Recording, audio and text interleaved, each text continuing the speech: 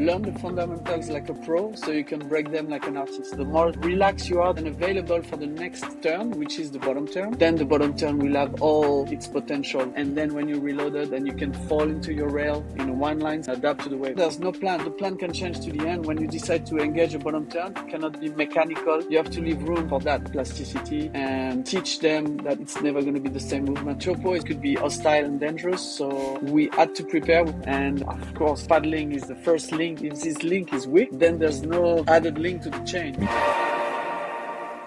Do you struggle with your paddle power? Well, I can go months without surfing and roll to pumping waves and surf 3-hour sessions multiple times a day, day after day after day, by using the Basis Paddle Trainer. It was a total game changer for me, and it can be for you too. These things actually work, unlike elastic resistance bands. You can train your paddling anytime, anywhere, so you can catch more waves and have more fun. Just 10 to 20 minutes a couple times a week, and you're gonna be in insane paddle shape, right? So remember, the key progression is more waves, and the key to more waves is more paddle power. Check it out at surfbasis.com. You're gonna be stoked. Welcome to the Basis Surf Podcast. Very excited. Today we have Didier Piter. He's a 4-time European champ, semi-finalist at Pipeline, Olympic coach. He was the head coach for Germany in the 2024 Paris Olympics. He's on getting some podium finishes for the German team, and father to Sam Piter, who is a European champ, is in the Stab High, and he wrote a book called Secrets to Progressive Surfing. So we're going to try to pick his brain and get all the secrets we can. Thanks for joining, Didier. Yes, thank you for giving me that invite. I'm always excited to share some experience. We're all together as surfers, and it used to be like that when I started surfing, to get a few tips from the eldest and the most experienced, and it takes you somewhere. So let's go. Awesome. So I want to get into some of the principles and approaches you use with coaching the German team in the Olympics.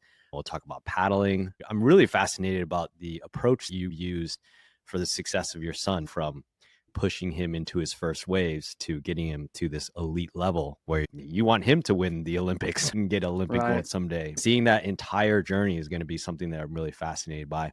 And I'm also going to want to dig into some of the core principles in your book, Secrets to Progressive Surfing. I'm sure there's tons of wisdom in that book. Very grateful to be able to learn from the elders, as you said. So why don't we get into what was it like coaching the German team in the Olympics? And I think most people know that there are lots of German surfers. Anytime you travel anywhere international, there's usually a lot of German surfers. The German surfers I know are super psyched and really into it. What was it like teaching the German team in the Olympics? The journey started way before the Olympics 7 years ago. The Olympics is a result of hard work and a lot of commitment on both sides. My side as a passionate coach, but also the passion of the team and the disciplines they can have. It's part of the German blood to be super interested in techniques and rigor and the discipline. And me coming from Africa originally with more artistic mind, and we really matched. I've been focusing on getting them connected, present, really to make one with the wave and the conditions each time, to take all the opportunities out there. And on the side of that, a lot of technique where they're really demanding. And at the end of that, we got 2 Olympia where there were some German surfers, the first Olympia ever. It's a great achievement and a testament to hard work. The Germans are really focused and willing to learn. Some of them come from a culture where they don't surf too much. The thinking and the will to understand and the development of the awareness really makes when you surf less, but then you will surf with intent. I was trying to always manage that we get the highest awareness level out of everyone out there with my experience, trying to teach them that it's never written in advance. It's about being present and take all the opportunities and see them and have an edge. So we're trying that as we can. So far, it's worked a lot. Yeah, that's what I think is so fascinating, right? You have surfers, and I'd be curious on their backgrounds. If you took the Olympians on the US team, a lot of them are born into surfing, have been surfing their whole lives, reared in that culture. What was it like with your athletes? I'm assuming they didn't come from that same kind of lineage, but what was it like for them? So, for example, to speak about the 2 last Olympians that qualified, Tim Elter, he was the youngest athlete in the last Olympics in Tahiti.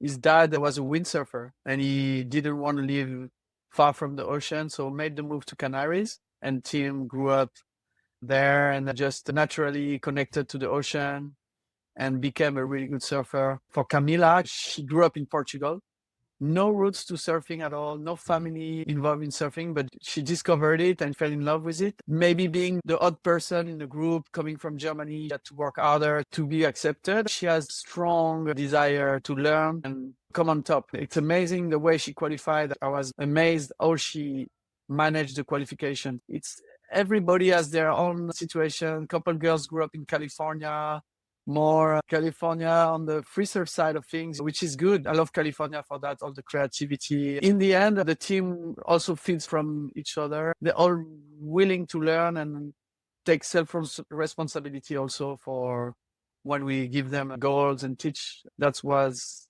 part of the natural, beautiful growth that we've had. Interesting. Yeah. Coming from a windsurfing background, that's a little bit atypical. Kyle Lenny, famously, his parents are windsurfers as well. But he was like, yeah, growing up, I didn't even think of myself as a normal surfer. He always viewed himself as a little bit of an outsider. And it's interesting because being German, having this background, I wonder if it gives you and maybe the entire team this little underdog mentality where you're not expected, but that actually gives you more drive to work harder because you want to prove something. Yeah, exactly. And also, wherever they live, they still have that German, really strong analytic thinkings. Germany is a country of engineers and really very organized work. And that's how they grow up, and that's what makes Germany so good in some fields. And I think it reflects on their progression.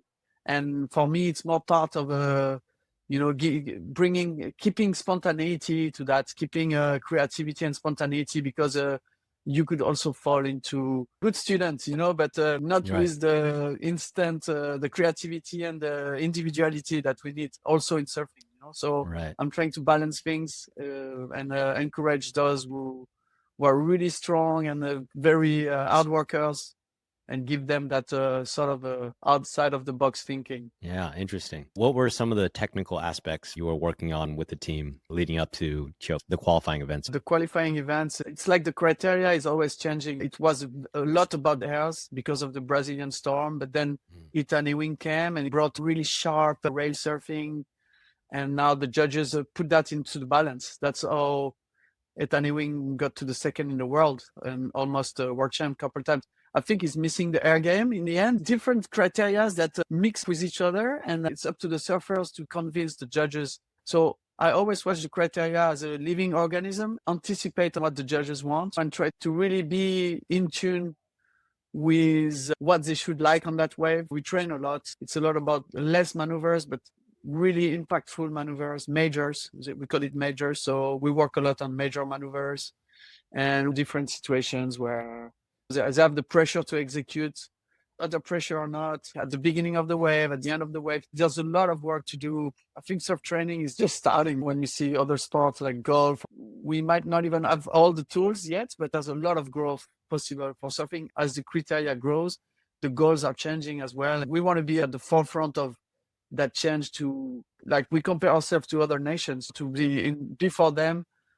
have it right on the bullseye. And then the judges value that, we get rewarded. That's how we pass. It's interesting, and we work on those little details to be at the forefront of what the judges want. So talk to me about, you mentioned this focus on those major maneuvers. Ethan Ewing bringing back rail surfing into this. What were some of the things that you were working on, and maybe getting a little bit more specific with your athletes when you were trying to get them to work on these major maneuvers? So first of all, we went to Puerto Rico.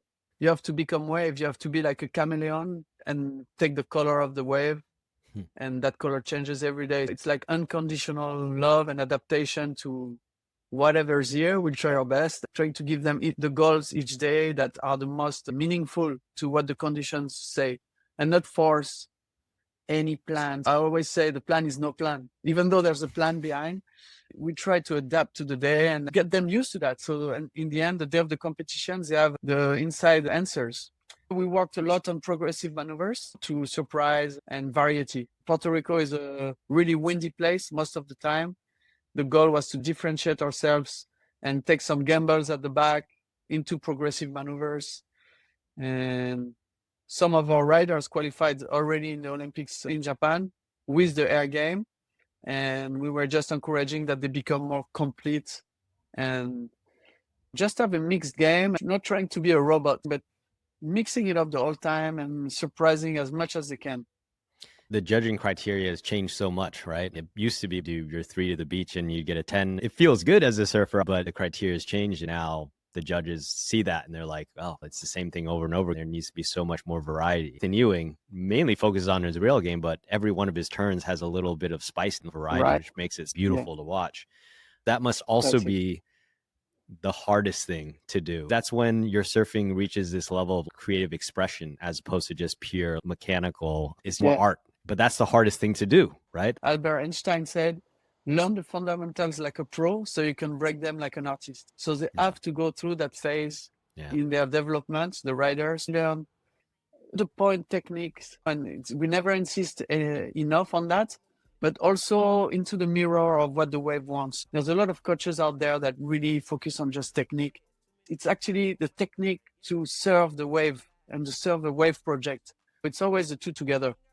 There's a phase where they look robotic, but you want to turn the alarm on when you see that trapped into that repetitive robotic surfing where the movements seem wrong compared to the wave. That's when you do a lot of work on adaptation to the wave and worry more on the lines. And the lines, usually when they're good, they allow the good maneuvers.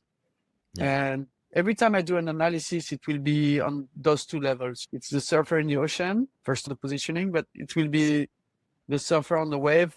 Does he get the ideal line, taking the energy of the wave to make it look easier? And then when he has that, we can put some hardcore techniques, very demanding techniques, so that synergy of the two. It's fascinating to do that in the context of ever-changing waves, ever-changing conditions. As a coach, you have to always be trying to do the right thing, not to lose your time and not to lose their time. You have to be connected the whole time. That's why I think we have the best job in the world.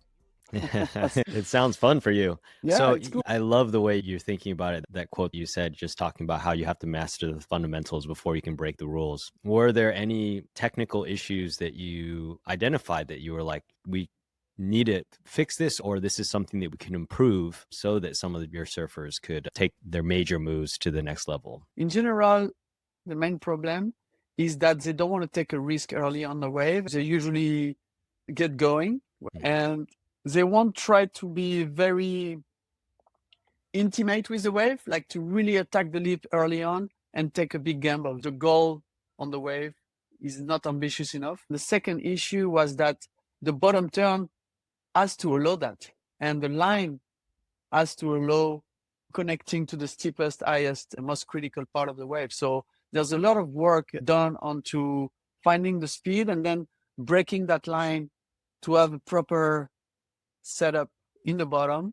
It's also about timing the bottom so you take all the energy from the down phase and rebound up to the top with maximum speed. There's a lot of timing, body preparation in between the turns, and finding the right line. It takes a lot to really feel it and repeat it. There was a lot of double pump for nothing, double pump bottom turns, for example, like when they could have the normal, natural one line and get out of there with full speed. Then you go into layers. There's, oh, his hand was placed, or at what time did they let go the pressure? And once that is done, you have a surfer that can execute that outside moment, and it's such a reward for them. And then in the competition, it translates into scores. I love how you broke that down. Digging into this a little bit more, you talked about how you want your bottom turn to feel like that basketball getting down to the bottom and bouncing right back up, and how important the timing is. Were there any cues that you gave to your athletes to figure that out, or maybe relating this to the everyday surfer as well? Was there any time when you were coaching your son on his bottom turns where you told him something and he had this light bulb moment where he unlocked his bottom turns, or just one of your other clients? Was there you could provide? I think there's no secret. It's about watching the best in the world and all my favorite surfers, AI, Kelly. The most important thing is what happens before the turn, like in sports, the more relaxed you are, then available for the next turn, which is the bottom turn, then the bottom turn will have all its potential because you relaxed, you prepare your shoulders, you prepare your hand, you reload it, so to speak. I call it the reload technique. And then when you reload it, then you can fall into your rail in a one line spirit. There's not much to change after that. And then When do you let go that pressure to go to different zones of the wave and adapt? Even there, the plan can change. When you decide to engage a bottom turn, it cannot be mechanical. When you get down phase, it's going to take you down. So you have to be ready for that transition. The more you learn how to relax, the more you'll be available for that transition with your body and your board 100% placed. There's a moment between the end of the bottom and the top of the wave, which you can't predict because the waves are unpredictable. You always have to be ready to change the plan at the last second. And we call it I've been working a lot on that. It's plasticity of the movement. It's never the same movement again. So that's why to all the coach out there who try to format surfers and just on technique, you have to leave room for that plasticity. It's never going to be the same movement. Develop the connection and adaptability with excellent techniques. So it's a balance.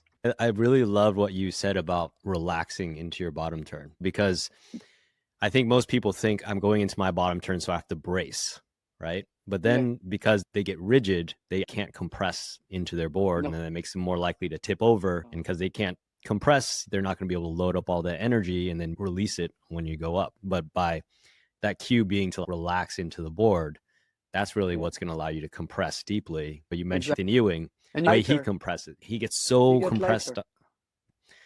So you asked a question to kids. For my son, he was young. I took him out there really young, but when it was time to work on the bottom was between 7 and 10 years old, I would say. I was just saying to him, be as high as you can, like a spring, and fall as small as you can. We try to time this, and that's the flow. Some people relax too late in the bottom and they miss the rebound. And some people relax too early and compress. So it's all about trying to find a rhythm and be in tune with the wave to play the melody right. You relax and then you fall into your rail and then you release, prepare the body for the next turn. For kids, just try to see him on a skateboard and do some simulations or on the beach and then try to reproduce that out there. Yeah. Oh, I love that. And you talked about this plasticity. Could you talk about that a little bit more? Plasticity is a concept that there's neuroplasticity also. Not to be repeating like a robot, but have all the nuances. There's complexity of a surf, like a top turn, for example. A lot of coaches would say, oh, you have to watch. And then you watch too early, for example, sometime, and then the turn is never right. So it's about plasticity. It's about being really present and ready to making that technique the first time of your life, even though you've done it many times. It seems like the same snap for Ethan Ewing, but Ethan Ewing does it each time.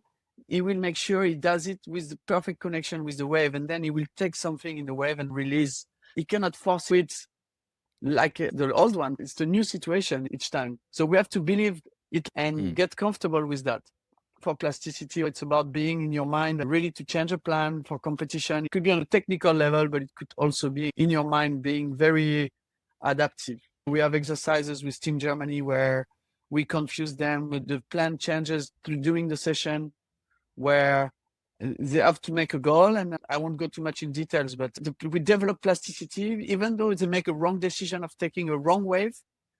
Plasticity is that they will have a certain maneuver to use in that situation. For example, a layback with no speed, no time to organize yourself. It's a closeout. A clayback will produce a lot of speed with your legs when you kick it at the right time. So they can use a clayback or layback. That's plasticity. Instead of being, oh, I took a wrong wave, there's no frustration because there's always a wave. And that's plasticity. I love that. So it's like this really going back to some of your core principles, creative approach to the wave and just making the best of any situation. That makes a lot of sense. And I would imagine with your son, he's going to be competing in the stab high. It's going to be trying to get as creative as you can get. And that's where that neuroplasticity is going to be so important. It takes part to adapt to the wave, and he has only 3 warm-up waves. So plasticity, as you train it, makes you adapt quicker when you're going to get to stab high and just have 3 warm-up wave on and 3 warm-up wave on left. It's such a high pressure situation as well. Are there any ways with your son or the German athletes you use to train that neuroplasticity, or is it more of this philosophical approach to the wave, or how do you think about it? First of all, we have to plant the seed in their mind about the importance of that and what's the philosophy of it. Then we actually do practice. We surprise them with goals. As the session goes, we surprise them and we try to make them adapt. We have those exercises where no matter what the decision is, they have to bring us a major. We score them with negative points or give extra points. It's a complex thing, but it helps them make the most of every wave they can. They will try something to get the points and not to get the negative points. So it gets them into the intentional way where they're never wrong if they play the game right. We see when we do those games with the team, the evolution is really cool because they end up into 2 digits positive or over 20. Sometimes they will fail, but that means they were wrong to be present on that condition. And we want them present, adapt to everything, like a chameleon, I told you. So we develop that all the time. Wow. That's your secret edge. And this is why Team Germany is going to dominate at the next Olympics. But how would good you coaches trying? We're not giving up. how would you adapt this neuroplasticity drill for just your average everyday surfer? What advice would you give them if they're trying to play around with this idea of neuroplasticity? Lower levels really have to learn their pop-up, develop, and everything. But then it's about accepting every condition. For example, always change boards, take fins out. That brings the balance, awareness. All those things are really good. We actually do with my colleague Martin, the sports psychologist of the team. We take fins out and give goals without fins, spins, and then we add one fin and the other fin, and they have to adapt. Something that works that I use a lot in my camps is that I'll take a single fin and they have to come and make circles to wave this ball. The body is not falling into a dangerous robotization of movement because the board is changing. Obviously, you have a twin fin. You want to control the back with your on rail, so you put extra pressure and learn about your back foot, shifting weight actually. Yeah. And on the single, like a mid-length, you really have to exaggerate that the board lifts. And I tell them to do a sort of a windshield wiper turn. That means that they have to learn how to switch their weight as well. As they go into the sessions, they have a lot of fun. They work on the plasticity of their movements because the same turn is not the same on a twinny, a regular board, the single fin, or the foamy. Plasticity is also combo thinking. When the combos are in the criteria nowadays, you have to never put the same maneuver twice and combine with progressive stuff. Yeah. We do some exercise like that as well, where they cannot put the same maneuver in a row. But to go back to the beginners, it's good to change boards. It's good to go right when you always go left, not put your conditions. Then at the end, you have more solutions and more ready to adapt instead of struggling with, this is my good side, I'm working on this. Actually, I have to go with the flow. Fascinating. You're probably recommending, going back to what you said earlier, you want to focus on the fundamentals, make sure your fundamentals are dialed, right? Before you start to go too crazy with switching up boards. Maybe you have your normal board that you're focused on and you're really trying to dial in the mechanics, but every once in a while you switch it up just to get that feel, just to expand your mind. Is that what you're suggesting? Yeah, but it depends on the person. Some persons have all the time in the world and they could boost that process. But it's parallel ways. I would say you want to do a bit of training outside of the water for the movements and then work on those movements in the waves. The more you have choices, because it's also financial, the more you're in the club and you can borrow boards from friends or go with friends and change boards. It's always cool. I used to do that with my buddies in Senegal. Let's try your board. And it's fun because you all of a sudden have a new feeling. So leading up to the actual Olympics at Teahupo'o, what were you guys focused on? First of all, we qualified the 2 athletes at the last venue, which was in March. The Olympics were in July. Teahupo'o is a specific environment, really impressive. That could be hostile and dangerous. So we had to prepare. We went 3 times. It was not enough, but we tried our best. The third time was before the Olympics, so we stayed a bit longer. In the end, I think it would have been amazing if we qualified 2 years younger before the first qualifying event. Then we would have had 2 years to structure very important work. It would have been Tim Elder is a good backside barrel surfer because he surfs in Canaries, he surfs El Quemao. The Quemao is a Canarian pipeline, it's a slab, and he's done results in the past there. He's got strong arms for the paddling. But for Camila, I think it was too overwhelming in such a short time to really get automatism about angling the takeoff under the ledge and finding the rail and pulling on it. That was too much. And we didn't have the best conditions each time. We were going 12 days. We could not control what conditions we would have. It changed so much through the event. It looked really challenging and it must have been so daunting. So she only got to surf 3 times before the event? Yeah, the 2 times we went 10 days, 12 days. She had a couple good sessions each time, and she actually got a couple little barrels. Okay. For the confidence to the decision-making process. I would be out there with her and say, okay, do you want this one?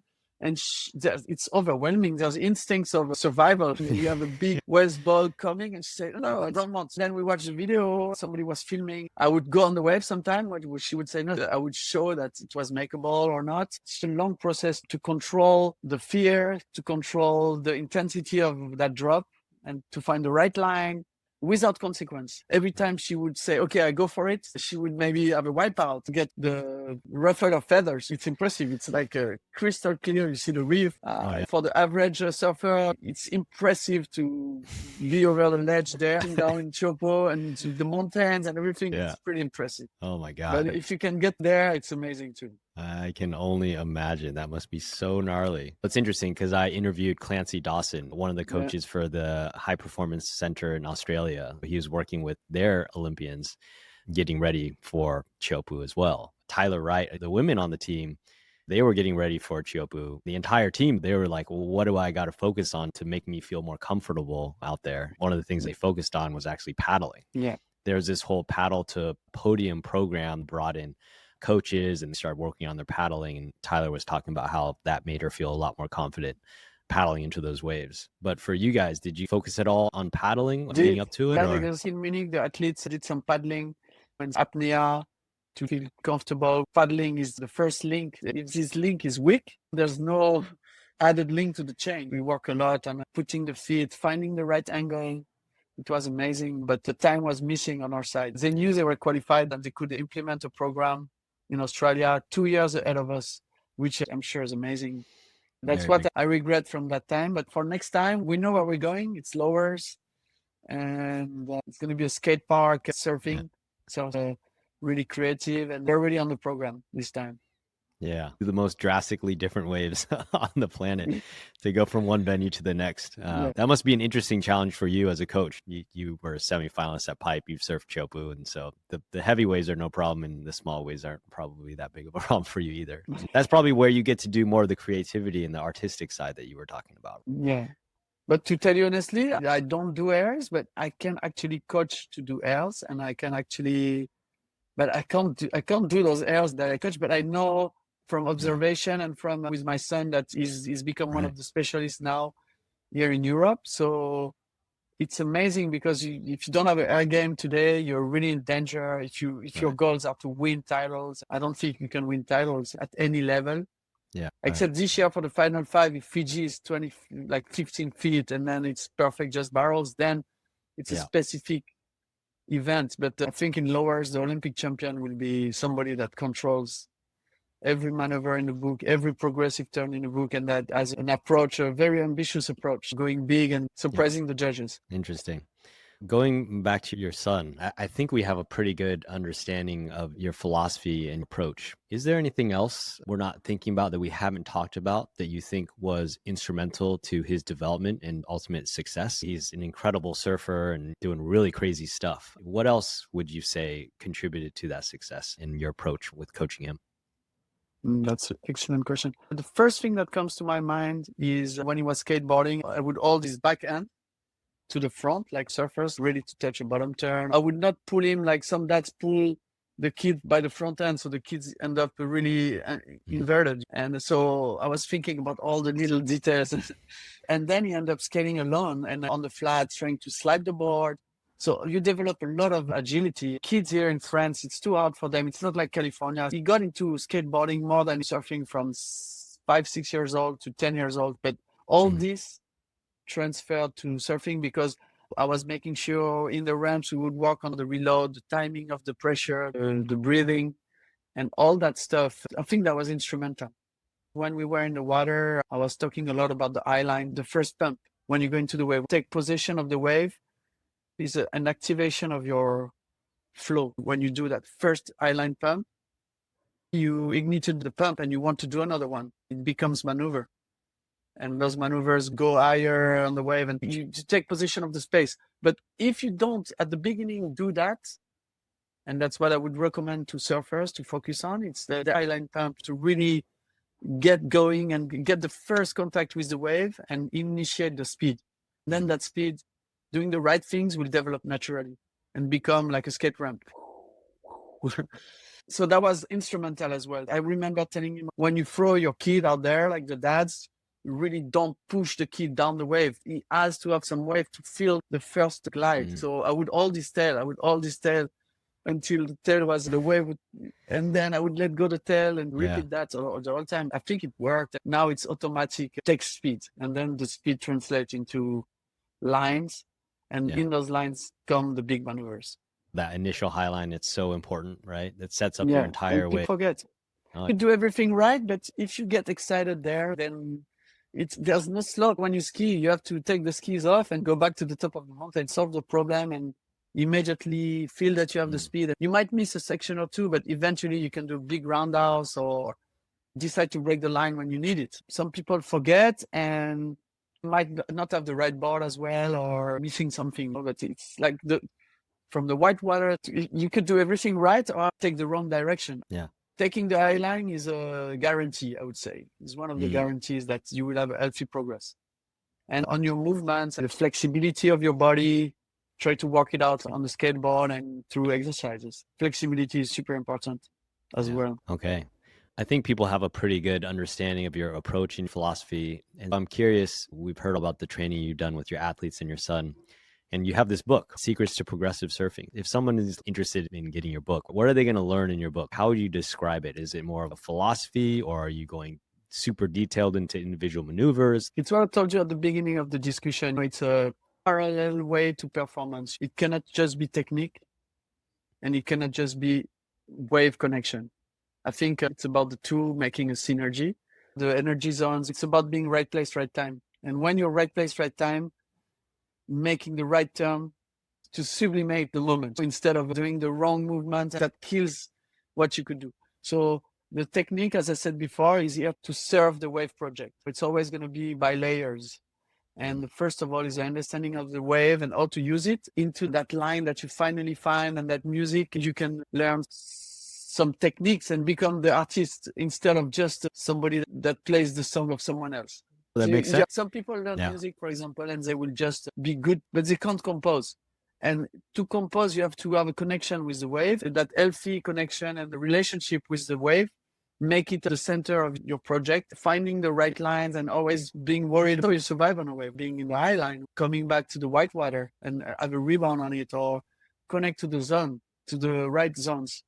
And when you connect to the right zones, then you can add a tweak in the turns and kick your tail. It's both. Learn to be in tune, and sometimes technique helps be in tune. So it's the two together, and they serve each other.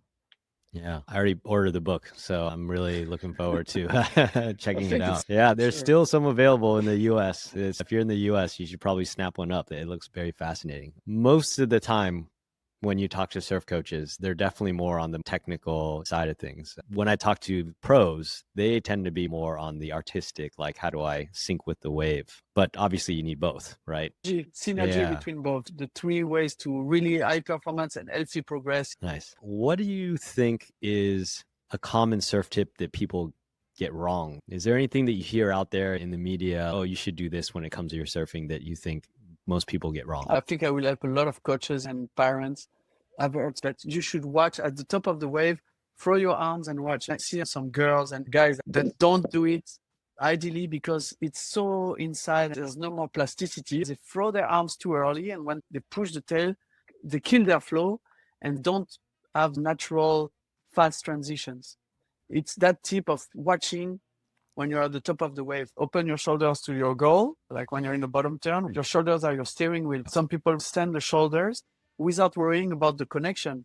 And I call it 1 + 1 = 3. You have to put pressure. And once you have the pressure, you can watch and kick. For me, that's the best tip I can give. If some people are trying to anticipate too much on watching, make sure there's pressure on the back foot. When the turn is engaged, people can watch and finish. It's like a screwdriver or FCS fin key.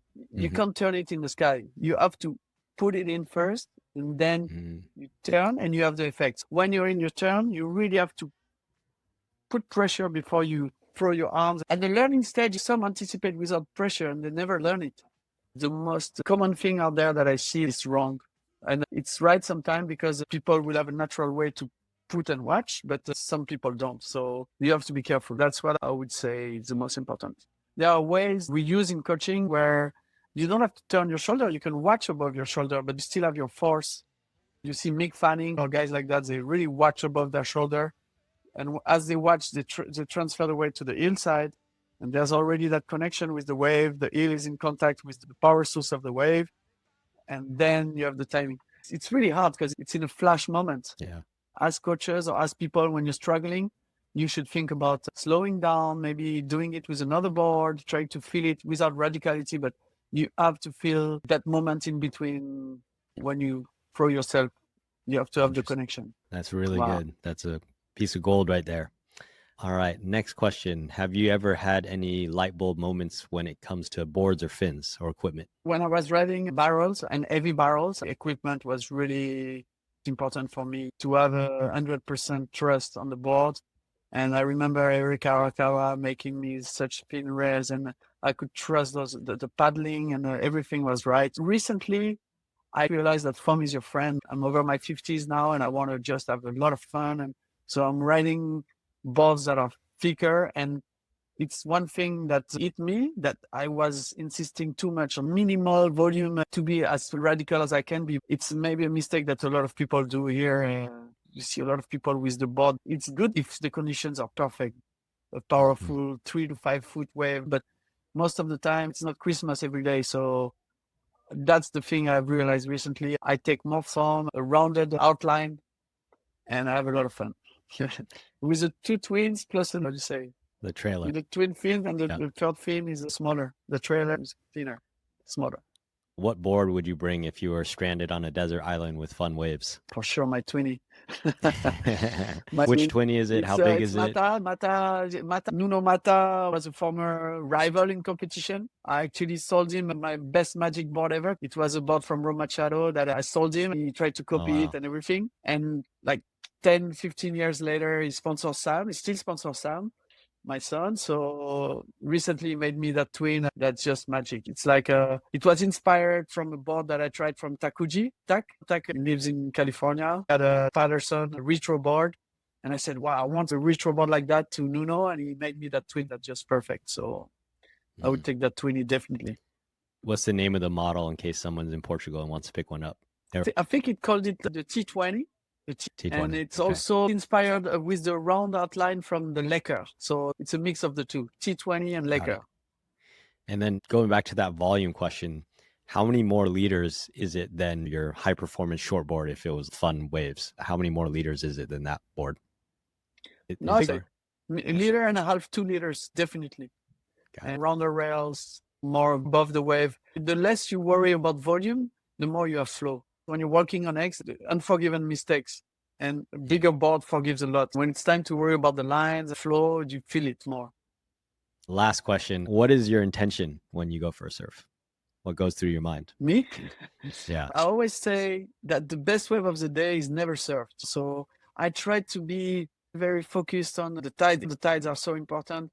Yeah. The tide change, the tendency of the swell, the tendency of the wind, the trends, all the trends. I try to make my little gambles in my mind. So I sit somewhere I should not probably be, but that's the magic of surfing. There's always that special wave that comes, and most of the time it works. There will be that special set. I will sit at one side of the session just to get that special set, that special wave that's further out, further wider.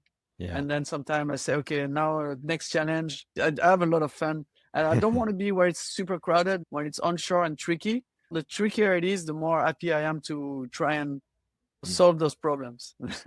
That's my professional burden, I would say. Yeah, that makes sense. I love that. You're the guy out the back on the big bomb. Trying to multiply my chances and be where there's always room and there's always empty waves, even on really crowded situations. And there's a reason for that. Some waves don't come at the same place because of more strands, less strands, or angles of swell or wind that picks up, current. If you analyze that here, it's super fun, actually. Yeah. It's super fun to play with all the variables and get rewards. And I would say that to the surfers, gamble. Don't sit like a buoy. Try to gamble. Even if you're wrong, You learn a lot when you gamble on different positionings and you see something coming, try to anticipate. Hossiger is one of the more challenging beach breaks to figure out for sure. I've surfed there, and every time we would go check the waves and be like, oh, it's pumping. This is going to be great. And as soon as we get it, it's just, nope, no waves. Yeah, it's like I've also scored it, and changes so it's really fast. good. It can be good when you're watching. If it's good, it's already too late. You have Yeah. to be super quick in your decisions too. All right, Didier, it was such a pleasure. We're going to have you back on. All right, with pleasure. Thank you. Talk Glad to you I can later. help, and I'm super stoked to speak of surfing. How should people find you? What's your Instagram handle? Do you have a website if they want to find out more about you? Yeah, just go on my Instagram, Didier Piter Surf Coach. I got a surf school in Europe. It's in Cunny Beach, and it's one of the best places because it's like a sort of low profile beach, not big parking lot and everything. So yeah, I'm there. Thanks again. I'll see you later. Bye.